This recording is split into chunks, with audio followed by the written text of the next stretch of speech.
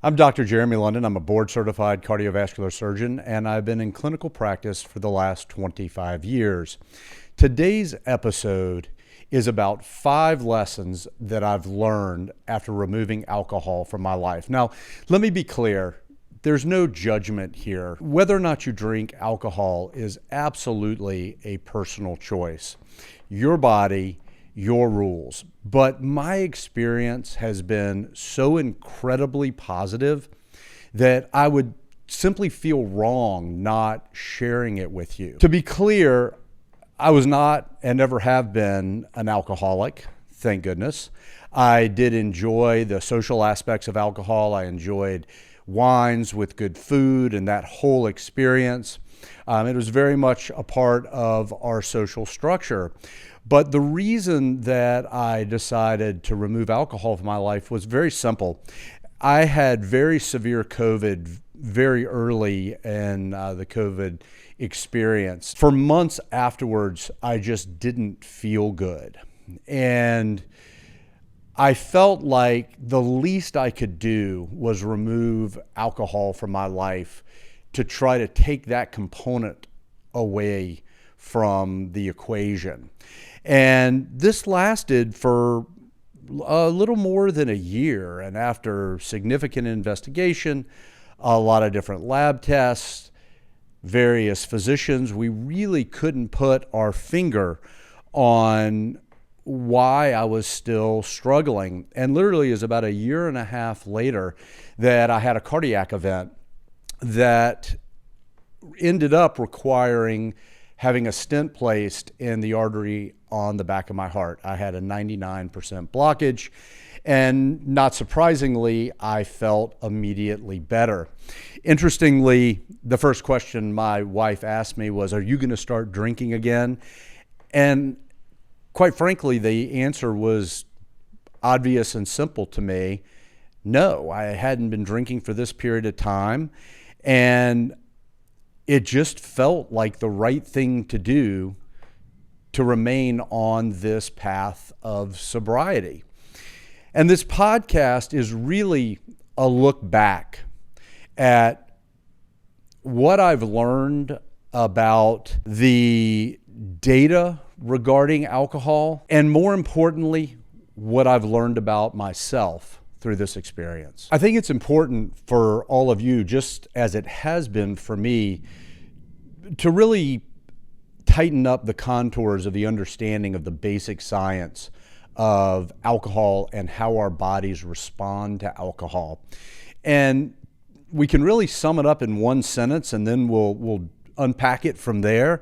But alcohol is literally toxic to every cell in the body. When you take a sip of alcohol, and I mean all alcohol, beer, wine, hard liquor, it does not matter.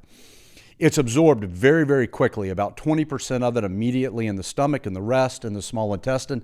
And then your liver goes to work on the alcohol. Alcohol is broken down into acetaldehyde and acetate. Acetaldehyde is what makes us feel drunk or inebriated, and it is what's actually the toxic breakdown product of alcohol that affects every cell in the body. The other byproduct of the breakdown is acetate, which is essentially an empty calorie source, which is why alcohol has so many calories. This is further broken down into carbon dioxide and water, and it's expressed through the body. That is not toxic, of course, but it is empty calories, and for many people, a lot of calories. Now, if we break this down more specifically and we talk about no cell being safe, what does that mean? Well, acetaldehyde directly impacts the DNA or genetic material essentially of every cell that it comes in contact with. And in the past, you may have heard me say that we can't run from our genes, but we can affect how our genes are expressed. This is a perfect example of that. Because if the DNA in individual cells is damaged, the way that cell then expresses itself may be altered, changed, or not expressed at all potentially. So you can't run from your genes. You can't change the genetic material in those genes, but by drinking alcohol, you affect those genes directly. So be kind to your cells, be kind to your genes, whether it's eating a whole foods diet, a regular exercise program, good sleep and recovery, or being really mindful of alcohol intake. All of these things are how we impact how our genes are expressed. In addition, alcohol increases something called oxidative stress. And we don't need to get too far in the weeds with this, but basically what this means is that a natural process in our body called oxidative stress puts out these very unstable oxygen metabolites that usually can attack foreign material in our body, viruses, bacteria, repair of certain areas in the body. It'll signal for repair. Well, if this oxidative process gets amplified like it does with alcohol, it can actually damage the tissues in our organs themselves. Alcohol directly affects neurotransmitters, things like GABA, glutamate, dopamine. And these are the things that can directly affect mood, cognition, and really all of our neural pathways. The bottom end of all of this is that our bodies don't see alcohol as a nutrient. It recognizes alcohol as a toxin as soon as it enters the body. We want to take a minute and thank our sponsor of this podcast, LMNT. Hydration isn't just about drinking more water, it's about replacing what you lose. When you sweat from workouts, sauna sessions, or just daily life activities, you're not just losing water, you're losing electrolytes like sodium, potassium, and magnesium. That's why I choose LMNT as my electrolyte replacement of choice. LMNT has everything you need and nothing you don't. Their electrolyte formula uses a science-backed electrolyte ratio of sodium, potassium, and magnesium.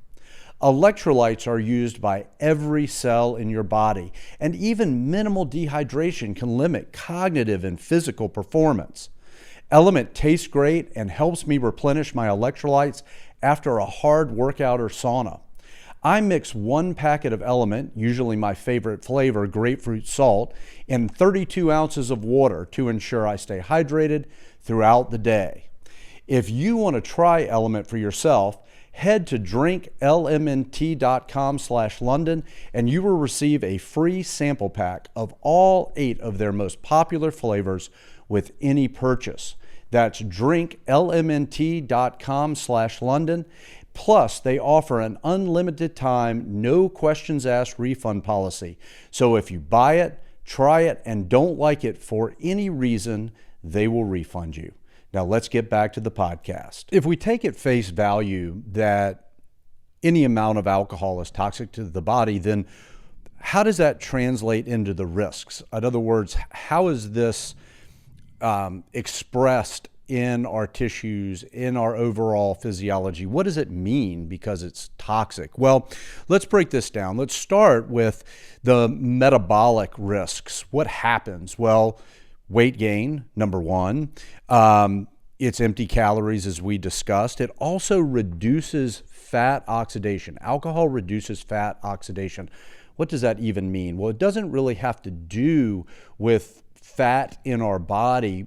What it has to do with is it decreases our liver's ability to manage cholesterol and fatty acids and many of the other things that we know need to be well controlled from a cardiovascular standpoint.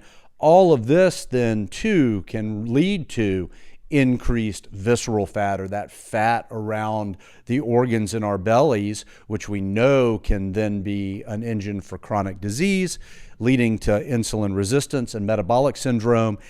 This is where we start to move into the next category, which is cardiovascular risk. So in addition to increasing the amount of cholesterol that we have in our body, making our bodies less capable of managing our blood sugars, all of those things. There is a direct correlation between alcohol intake and high blood pressure, and this is dose dependent. The more you drink, the higher your blood pressure can get, and even with low alcohol intake, it can have a significant effect on blood pressure. Now, the way this all happens is complicated and very multifactorial. I don't think it's appropriate necessarily to get into all of this, but to give you some examples, think about how alcohol affects your nervous system. Well, it impacts that fight or flight portion of your nervous system as well. And the fight portion typically wins out in this case, which is why you can have anxious feelings after a night of drinking or something of that nature, because the adrenaline side of that fight or flight response is exaggerated, and many of the blood vessels in the periphery or in the arms, legs, etc., get clamped down as a result of that, and that can increase blood pressure. We know that blood pressure in combination with high cholesterol and poor control of blood sugars increases overall cardiovascular risk. Now, recent studies have been focused on trying to dispel this myth that low or moderate alcohol intake is not actually dangerous, and that has been proven to be the case. Focused many times on the myth about red wine, and that is something that was very popular in the 90s. It's referred to as the French paradox. Believe it or not, it was really popularized from one episode of 60 Minutes. It wasn't in a medical journal or anything of that nature. There was a recognition that individuals in the south of France, in spite of eating a very high-fat diet, had a very low incidence of cardiovascular disease, and the assumption was that because they drank red wine at every meal, that in fact that was protective. They didn't look at things like smoking or how much activity those patients had or what their genetic makeup was, but in fact focusing on red wine. Deeper studies of the red wine itself did show levels of something called resveratrol, which is a compound that actually is contained in the skin of grapes. Interestingly, in animal studies, resveratrol does have what appear to be cardiovascular protective mechanisms as far as protecting the wall of the blood vessels themselves and how those blood vessels repair themselves, as well as dilating those blood vessels. But the bottom end of this is to get adequate resveratrol to receive any cardiovascular benefit, you would have to drink hundreds of bottles of wine, which clearly would outweigh any potential benefit. Now, the next step of all this, of course, was to purify resveratrol into capsule form, which was done and is still available today. What the human studies on resveratrol have shown is that it does in fact have some anti-inflammatory properties, again, some direct impact on the vessel wall themselves. But whether or not this translates directly into a decreased risk of heart attack and stroke, I'm unaware that that has been proven up to this point. But again, the risk of taking resveratrol is very low. So here's the takeaway as I see it with red wine. If you want to drink red wine because you enjoy it, not because you're going to get any health benefits directly from it. We'll get back to the podcast in a minute. We'd like to thank our sponsor, Function Health. Taking control of your health starts with understanding your biometrics. I use Function Health to tailor my nutrition and wellness plan. Function offers over 100 plus biomarkers to give you a comprehensive picture of your health at an affordable price. Their advanced testing includes 5 times the standard primary care panel, testing for biomarkers ranging from heart health, hormone status, kidney function, nutrients, and more.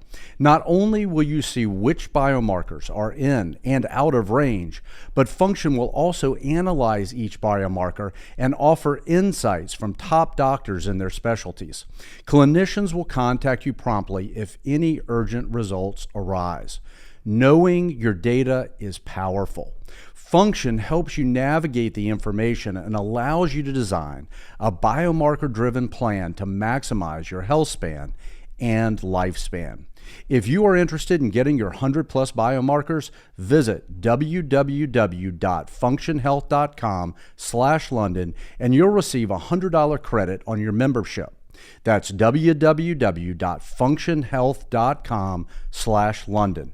Check it out. Now let's get back to the podcast. Probably even more significant than the cardiovascular risks, and this also has been a focus area of study, is an increased risk of cancer. And I think this is something that many people are actually not even familiar with. And this is a causal risk.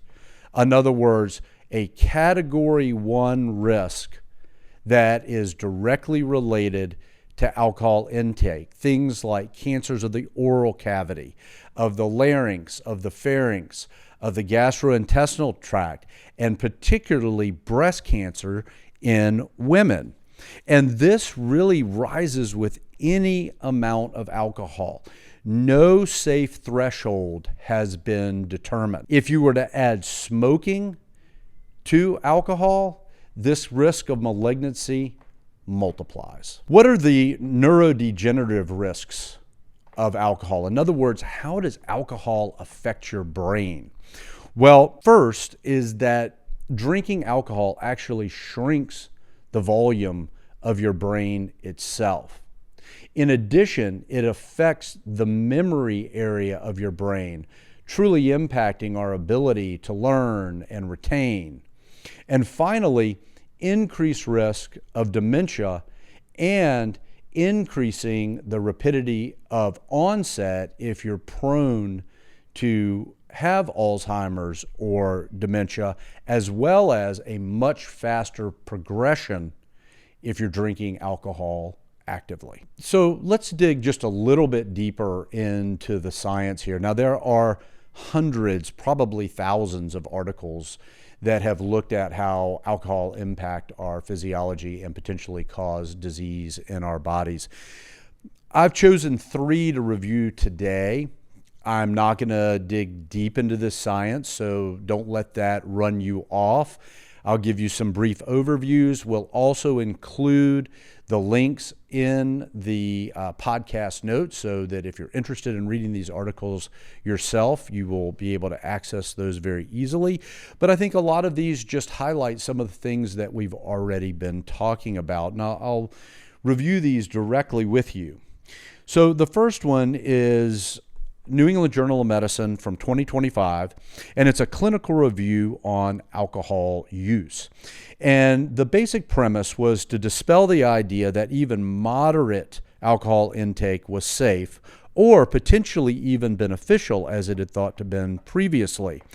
What it found was that even at low intake, not only was there no benefit, but that alcohol-related harm starts at very low doses, specifically the cancer risk. The next article then looked directly at some of this as well. The International Agency for Research on Cancer, again, New England Journal of Medicine, this one's from 2023. This is where alcohol was classified as a group 1 carcinogen. In other words, causal relation. Drink alcohol, increased risk of cancer. And the lifetime risk of 1 drink per day is a 5 to 9% increase in malignancies. 2 to 3 drinks a day is a 20+% increase in malignancies. And as a result of this, there was a push for a call for public health messaging that no level of alcohol was actually safe. The final article was in the American Heart Association scientific statement from 2021. And the opening statement, and I love this, is if you don't drink, don't start. Again, dispelling the idea that alcohol is cardioprotective and that in fact it raises blood pressure, can cause abnormal heart rhythms like atrial fibrillation, and recognizing the significant and overshadowing risk of increases in malignancies as well.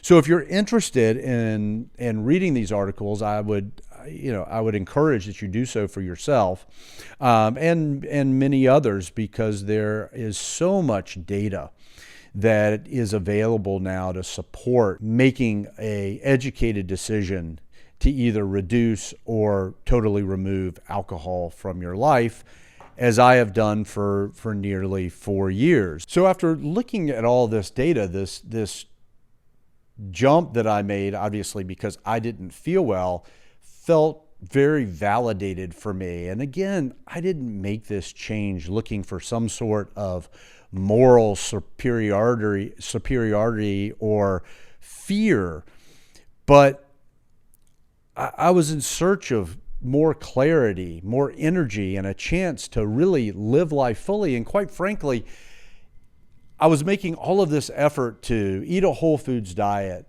exercise regularly, keep my weight under control. I continue to work on my sleep and my relationships and what have you. And it just didn't make good sense that I would actively poison my body with alcohol when I was making all of this effort in all of these different areas. So when I look back at what I have learned as a result of removing alcohol, and I've learned a lot, quite frankly, but I'll highlight 5 areas in particular that have been impactful for me. And the first is simple. Every day is the same now for me. No cloudy headedness. Mental clarity is predictable. I don't feel like I'm dragging. I felt like my motivation was reliable. I felt that alcohol zapped my motivation. And I just feel like I can wake up in the morning and count on feeling good. It's really kind of been like magic sauce, if you will, for me as far as my daily life. Physically, I just feel better. I'm more fit. My workouts are better. It's easier for me to control my weight. And to push myself physically was actually exponentially easier, particularly as I get older. I was really struggling with that. And I was just thinking, well, I'm not 25 anymore.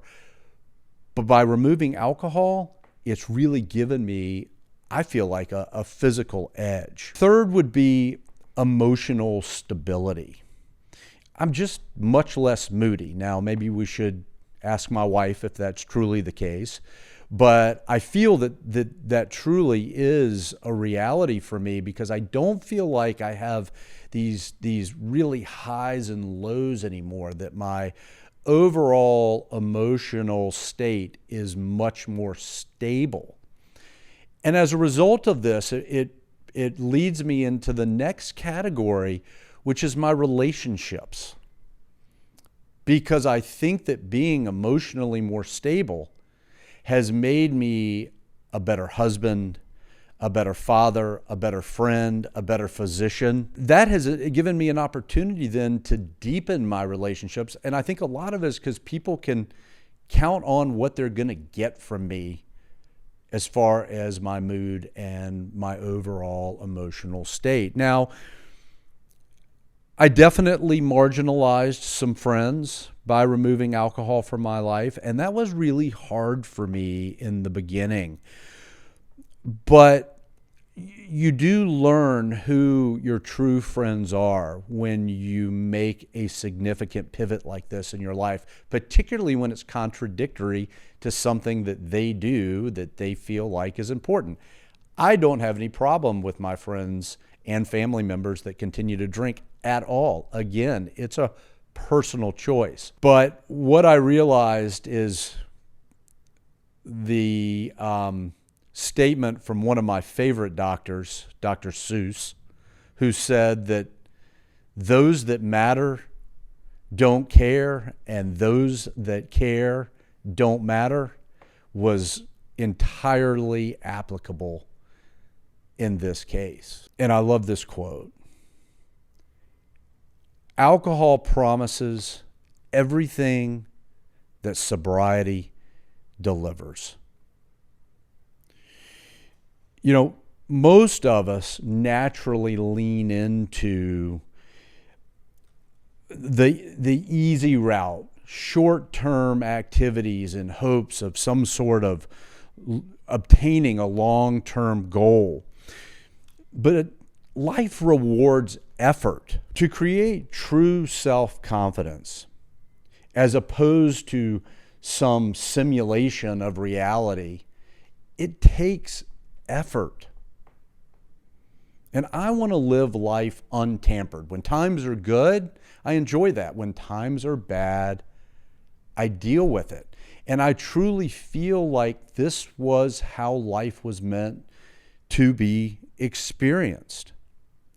And in the end, the things that we desire most are just on the other side of hard. So think about your alcohol intake, educate yourself, figure out what works for you. This may resonate with you, it may not. But think about it. Experiment with it. What do you have to lose? Because just on the other side of hard is what you're really looking for. Thank you so much for listening or watching to this point. If you have been watching on YouTube, please like and subscribe. If you're listening on Apple Podcast or Spotify, you can leave up to a 5-star rating. Once again, thank you so much for your time. We truly appreciate your support.